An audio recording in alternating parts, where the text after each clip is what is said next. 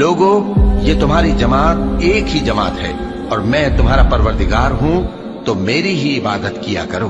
और लोग अपने मामले में बाहम मुतफर्रिक हो गए, मगर आखिर सब हमारी तरफ रुजू करने वाले हैं। अब जो नेक काम करेगा और मोमिन भी होगा तो उसकी कोशिश रायगा नहीं जाएगी, और हम उसके लिए सवाब अमाल लिख रहे हैं। और जिस बस्ती वालों को हमने हलाक कर दिया, महाल है कि रुजू करें, वो वापस नहीं आएंगे, यहाँ तक कि याजूज और माजूज खोल दिए जाएं और वो हर बुलंदी से नीचे आ रहे हों, और क़यामत का सच्चा वादा करीब आ जाए तो नागहां काफिरों की आंखें फटी की फटी रह जाएं और कहने लगे कि हाय शामत, हम इस हाल से गफलत में रहे, बल्कि हम खुद ही जालिम थे।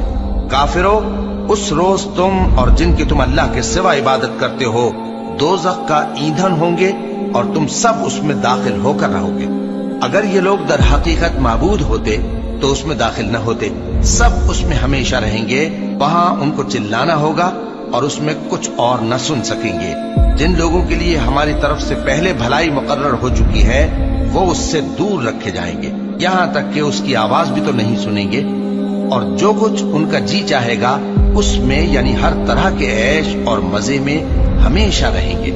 उनको उस दिन का बड़ा भारी खौफ गमगीन नहीं करेगा, और फरिश्ते उनको लेने आएंगे और कहेंगे कि यही वो दिन है जिसका तुमसे वादा किया जाता था, जिस दिन हम आसमान को इस तरह लपेट लेंगे जैसे खतों का तूमार लपेट लेते हैं। जिस तरह हमने कायनात को पहले पैदा किया था उसी तरह दोबारा पैदा कर देंगे। ये वादा है जिसका पूरा करना लाजिम है। हम ऐसा जरूर करने वाले हैं। और हमने नसीहत की किताब यानी तौरात के बाद जबूर में लिख दिया था कि मेरे नेकुकार बंदे मुल्क के वारिस होंगे। इबादत करने वाले लोगों के लिए उसमें अल्लाह के हुक्मों की तबलीग है। और ए नबी सल्लल्लाहु अलैहि वसल्लम, हमने तुमको तमाम जहानों के लिए रहमत बनाकर भेजा है।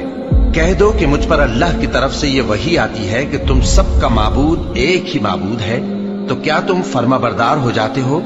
फिर अगर ये लोग मुंह फेरे तो कह दो कि मैंने तुम सबको यकसां अहकाम इलाही से आगाह कर दिया है। और मुझको मालूम नहीं कि जिस चीज का तुमसे वादा किया जाता है वो अनकरीब आने वाली है या उसका वक्त दूर है। जो बात पुकार कर की जाए वो उसे भी जानता है, और जो तुम छुपाते हो वो उससे भी वाकिफ है। और मैं नहीं जानता, शायद वो तुम्हारे लिए आजमाइश हो, और एक मुद्दत तक तुम उससे फायदा उठाते रहो। पैगंबर ने कहा कि ऐ मेरे परवरदिगार, हक के साथ फैसला कर दे, और हमारा परवरदिगार जो बड़ा मेहरबान है उसी से उन बातों में जो तुम बयान करते हो मदद मांगी जाती है।